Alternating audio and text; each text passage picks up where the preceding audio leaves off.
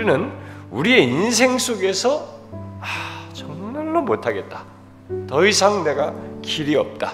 이렇게 막다른 길에 해당하는 그런 상황과 현실을 경험할 때, 그것도 더 이상 길이 없다고 할 상황과 처지에 처할 때 이 본문의 다윗 경험을 통해서 어찌해야 하는지를 우리가 알고 따를 수 있기를 바랍니다. 우리들이 그런 상황과 처지를 가질 때 일단 내가 어떻게 할 수 없을 것 같은 상황과 현실에 처할 때, 그때 우리의 생각은 정상적인 사고를 하기가 어렵고 또 우리의 감정은 크게 요동을 하고 불안해한 것이 일반적인 현상입니다. 그때 우리의 입 또한 이게 가만히 있지 않고 쉬지 않고 그런 현실과 문제에 대해서 또 그런 현실 속의 어떤 대상에 대해서 가만히 있지 않고 내가 옳은데, 내가 왜 문제가 없는데, 나의 옳음과 그런 상황의 부당함을 말하면서 불안해하고 두려워하고 분노하고 막 이렇게 자신의 감정을 표현하는 그런 행동을 할 수 있습니다. 일반적으로 우리들의 정서가 그렇고 우리들의 반응이 그렇습니다. 그러나 우리는 여기서 하나님의 마음에 합한 자 다윗이 그런 상황에서 어떠했는지를 주목해 봄으로써 그것이 우리가 갈 길이 아닌 또 다른 길이 있다, 바른 길이 있다는 것을 여기서 배워야 할 것입니다. 자, 여러분, 다윗이 처한 상황을 아주 현실적으로 한번 생각해 보세요. 이 상황은 일반적으로 보면 좀 이해가 되지 않는 상황입니다. 왜냐하면 뭔가를 잘못해서 그 결과로 있게 된 상황이 아니에요. 외적으로 볼 때 다윗은 골리앗 앞에서 꼼짝 못하던 이스라엘을 구원한 영웅입니다. 또 사울에게 충성하고 있고 그가 악령이 내릴 때마다 수금을 타서 도왔던 사람입니다. 그리고 가는 곳마다 하는 일마다 지혜롭게 행하여 온 이스라엘이 사랑하고 귀하게 여기는 사람이에요. 바로 그런 다윗을 사울은 창으로 또 단창으로 계속 죽이려 했습니다. 그러나 실패하여 이제는 자기 딸과 결혼하여 살고 있는 집으로 피하여서 거기에 가 있는 상태입니다. 그런데 그 집까지 암살단을 보내서 죽이려고 집 주변을 어슬렁대면서 지키고 있습니다. 그리하여 이제 다윗은 꼼짝없이 피할 길이 없습니다. 잡혀서 죽을 상황에 처한 것입니다. 내가 잘못한 것이 없고 또 옳다는 것도 이 상황에서는 별 의미가 없습니다. 그저 꼼짝없이 죽을 수밖에 없는 상황, 그야말로 사면이 다 막힌 상황에 처한 것입니다. 여러분은 지금까지 살아오면서 이런 상황에 처해 본 적 있습니까? 다윗처럼 꼼짝없이 죽을 정도는 아니어도 하나님을 믿고 살려고 하는 가운데 이러지도 저러지도 못할 상황, 정말로 사면초가의 상황에서 무엇을 해도 안 되고 할 수도 없는 상황이에요. 자, 여러분, 그런 상황 아래서 예수 믿는 우리는 어떻게 해야 할까요? 하나님이 기뻐하시는 중심을 가진 다윗의 태도와 삶을 기록한 이 본문과 이 상황을 말한 시편 59편을 통해서 우리가 대답을 보게 되는 것입니다. 그래서 그는 먼저 59편 첫 시작이 뭘로 시작해요? 나의 하나님이여, 나의 하나님이여 라고 부릅니다. 자, 여기서 언급된 모든 기도 내용은 그가 그 절박한 상황에서 할 수 있고 그런 기도 속에서 어떤 신뢰와 확신 그리고 심지어 위로와 안식을 얻을 수 있는 것은 그것은 이 첫 번째 묘사가 답을 주는 것입니다. 다윗이 하나님을 나의 하나님으로 부른 것입니다. 이 사람에게 중요한 것은 첫 번째로 중요한 건 이것입니다. 다윗은 하나님을 나의 하나님으로 알고 믿은 것에서 이런 모든 뒤에서 나오는 간구며 신뢰며 확신이며 위로며 안식이며 이런 모든 것이 가능했던 것이에요. 우리가 다윗의 삶과 그 삶 속에서 고백된 시편을 읽을 때 주목할 내용은 하나님을 어떻게 묘사하고 있는가 하는 것뿐만 아니라 그가 자기가 묘사하고 말하는 그 하나님을 나의라고 하는 이 소유격을 붙여서 고백한 사실이에요.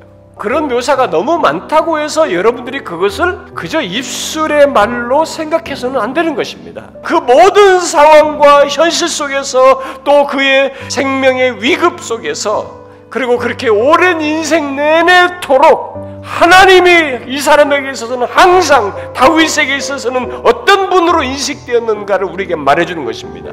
어떤 하나님이에요?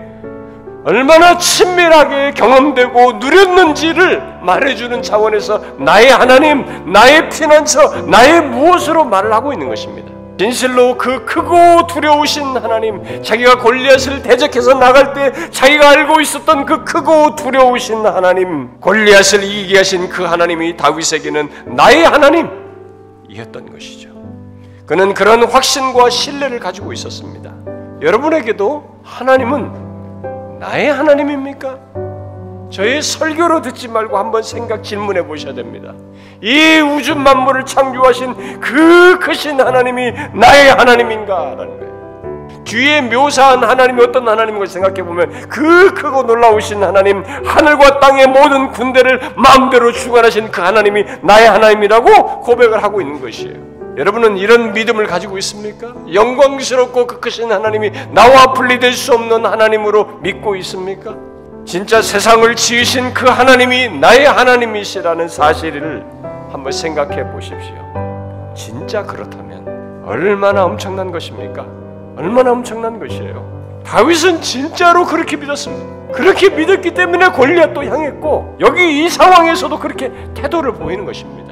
다윗은 그 믿음으로 그 다급한 상황을 하나님께 아뢰며 간구를 했던 것이죠. 이미 읽어보았듯이 하나님을 나의 하나님으로 부르며 기도한 내용이 얼마나 절박합니까? 그는 긴급한 도움을 하나님께 구하고 있습니다. 이런 위기에서도 그럼에도 하나님을 우선적으로 생각하고 하나님을 의지하는 이것이 하나님이 기뻐하시는 중심인 것이죠. 그 중심을 가진 자는 진짜로 그 상황에서도 하나님을 의지하면서 찾습니다. 다윗은 그런 믿음을 가지고 구절과 같은 결심을 합니다. 그 위기 상황에서 무엇을 결심합니까? 하나님은 나의 요새이시기에 그의 힘으로 말미암아 주를 바라보겠다고. 왜 하나님을 그렇게 바라보는가? 그것은 하나님이 바로 나의 요새이시기 때문에 이 상황에서 건지실 수 있는, 지키실 수 있는 나의 요새이시기 때문입니다. 우리는 인생 살며 피할 상황이 많습니다. 보호받아야 할 상황이 많습니다. 정말 주변의 이 모든 것, 사람들과의 관계, 모든 것 속에서 정말 보호와 피함이 있을 순간이 많이 와요. 그런데 하나님이 우리의 피난처요 요새이십니다. 우리는 여기 다윗처럼 이런 위기 상황에서도 그렇게 확실하게 믿어야 됩니다. 그리고 마침내 하나님께 절박하게 간구하던 다윗이 이 시편 끝부분 바로 16절과 17절에 이르러서 우리를 놀라게 하는 말을 하고 있습니다. 무엇입니까? 자신의 구원에 대한 확신 속에서 하나님께 찬양할 것을 약속하고 있어요. 지금 하나님께. 아니, 지금 자기가 죽을 수도 있는 급박한 상황인데 어떻게 이런 반응을 가질 수 있습니까? 어떻게 자기가 구원에 대한 확신 속에서 하나님께 찬양할 것을 하나님께 약속을 합니까? 지금 죽을지도 모르는 상황인데 그것부터 생각을 해야지 이걸 어떻게 약속을 합니까? 이것이 하나님을 최우선적으로 생각하고 그를 전적으로 의지하며 그의 자비에 자신을 의탁하는 중심을 가진 자들이 위기와 어려움 속에서 그 중심을 그대로 드러내다가 이르게 되는 경험이에요, 여러분. 그야말로 하나님의 마음에 맞는 자들의 삶의 비밀이 여기서 지금 노출되고 있는 것입니다. 여러분, 너무 특별해 보이는 모습 같지 않습니까? 그러나 이것은 우리들이 실제 경험할 수 있고 또 경험하게 되는 것입니다. 정말 예수를 믿을 것이면 이렇게 믿어야 됩니다. 도대체 그 믿음이 얼마나 사실적이기에 죽음의 위협이 있는 상황에서 오늘 밤을 지나서 내일 아침에 하나님의 힘과 그의 사랑을 찬양할 것을 말하는 것입니까? 여러분, 이해가 되십니까? 여기 하나님이 나의 요새이시고 환난 날의 피난처시라는 말은 어떤 결과를 보고 지금 말하는 것이 아니에요. 우리는 결과를 보고 그렇게 말하죠. 하나님께서 나를 건지셨어요. 나의 피난처가 되셨어요. 이렇게 결과를 가지고 말할 수 있지만 여기서 다윗은 그렇게 하지 않고 지금 환난 중에 하나님이 그렇다고 바로 요새요 피난처라고 믿고 말하며 하나님이 그러신 분이시라고 내일 찬양하겠다는 거예요. 정말로 하나님을 눈에 보이는 현실보다 더 확실하게 믿는 거죠. 더 확실한 현실로 믿고 있음을 증거해주고 있는 겁니다. 여러분, 우리에게도 하나님은 환난 중에 그렇게 현재적으로 아주 사실로서 요새요 피난처이십니다. 이렇게 믿어야 돼요. 그리고 이 시편의 마지막 말을 하나님은 나를 긍휼히 여기시는 하나님, 의미로는 나를 사랑하시는 하나님이다라는 말로 이 시편을 끝냅니다. 이 말은 하나님께서 자신을 구원해 주심으로써 언약의 신실한 사랑을 나타내시는 분이심을 말하는 것입니다. 여러분, 이 시편의 마지막, 아니 다윗의 이 위급한 상황에서 간구와 고백의 이 마지막이 뭐예요? 하나님의 사랑을 확신하는 것으로 끝나고 있습니다. 자, 이런 믿음에 대한 하나님의 결론을 우리는 봐야 됩니다. 시편에는 이 결론이 나와 있지 않습니다만 사무엘상 19장에 그 결론이 나와 있죠. 앞서가시는 하나님은 이미 다윗을 돕는 일을 주도하셨습니다. 다윗을 사랑하는 사울의 딸 미가를 통해서 살 길을 내십니다. 결국 하나님께서는 이런 섭리적인 도구를 사용하여서 그를 살리셨습니다. 정말로 다윗이 신뢰하며 확신한 대로 그 절박한 상황, 사면이 막힌 상황에서도 하나님은 진실로 다윗의 요새이셨어요. 그의 인자하심으로 그의 앞서서 가셨고 다윗의 앞서서 이 모든 것을 지키시기 위한 행동을 하셨습니다. 그를 긍휼히 여기시는 하나님, 곧 그와의 언약을 신실하게 지키시는 그의 하나님이신 것을, 그가 나의 하나님이라고 믿은 대로 바로 그의 하나님이신 것을 드러내셨습니다. 정말 다윗이 믿은 대로의 하나님이셨습니다. 여러분, 우리가 믿는 하나님은 바로 이런 하나님입니다. 다윗이 경험한 바로 이런 하나님입니다. 하나님은 그렇게 현실 속의 하나님이셔요. 그러므로 우리는 불가능하다, 끝이다, 모든 것이 끝났다, 더 이상 소망이 없다라는 말보다는 우리의 중심이 어떠한지부터 봐야 됩니다.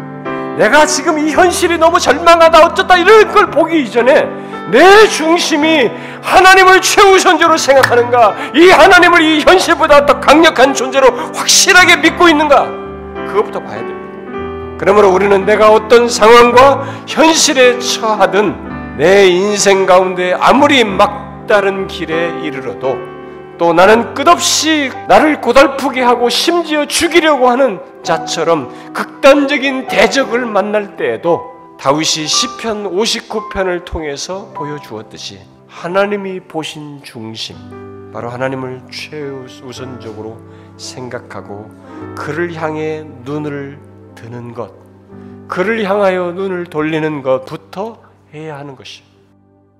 여러분, 잊지 마십시오. 예수를 믿는 우리는 모든 것을 보이지 않는 하나님을 봄으로써 시작을 하고, 보이지 않는 하나님을 봄으로써 답을 얻고, 보이지 않는 하나님을 봄으로써 어떤 결론을 얻는 사람들이에요. 보는 것으로 결론을 얻는 사람들이 아니에요. 보이지 않는 하나님을 봄으로써 시작하고 답을 얻고 어떤 결론을 얻는 것입니다. 그것을 눈에 보이는 현실보다 더 현실적으로 하는 것이 믿음이에요. 그래서 히브리서 기자는 믿음은 바라는 것의 실상이요 보지 못하는 것의 증거라고 한 것입니다. 하나님을 알지 못하는 자들은 눈에 보이는 것이 전부이고 그 보는 것을 믿습니다. 그러나 예수 믿는 우리는 눈에 보이지 않는 하나님을 봄으로써 모든 것을 믿고 바랍니다. 다윗이 시편 59편의 말을 할 때 그의 미래의 모든 것, 곧 그가 죽을 수 있는 상황에서 구원받을 것, 바로 내일 아침에 구원받아 하나님을 찬양할 것은 아직 보이지도 않는 미래였습니다. 그러나 그는 그 미래를, 자기를 죽이려는 자들을 둘러싸인 그 밤에 믿음으로 보았어요. 바로 그 미래를 주장하시며 이스라엘과 온 땅을 다스리시는 통치자 하나님을 봄으로써 그러한 미래를 보았습니다. 저와 여러분이 이제부터 다윗의 뒤를 따라 삶 속에서 경험해야 할 것이 바로 이것이에요. 여러분, 예수 믿는 우리는 그것을 삶 속에서 실제로 경험할 수 있는 특권을 가지고 있습니다. 여러분, 이 특권을 고난 속에서도, 좋을 때도, 막다른 상황에서도 누리십시오. 이 특권은 모든 조건, 모든 상황, 모든 시기, 모든 연령대, 모든 현실에서 누릴 수 있어요. 그러므로 좋을 때든 고난에서든 일이 잘 될 때든 막막할 때든 심지어 숨 막힐 것 같은 막다른 상황에서도 이 특권을 잊지 마십시오. 하나님이 내가 그런 하나님이라는 것을 우리의 삶에서 증명하십니다. 이게 기독교의 체험이에요. 무슨 신비적인 체험이 기독교 체험의 주류 체험이 아니에요. 이게 기독교의 체험입니다. 이 체험을 많이 하는 것이, 이렇게 삶 속에서 이런 하나님을 많이 경험하는 것이 진짜 성경이 말한 믿음을 가진 것이고 진짜로 하나님과의 바른 알을 가진 것이고 그 사람이 참 기독교를 소유하고 있는 것입니다. 저와 여러분이 오늘 본문에서 다윗이 경험한 것 같은 하나님을 풍성하게 경험할 수 있기를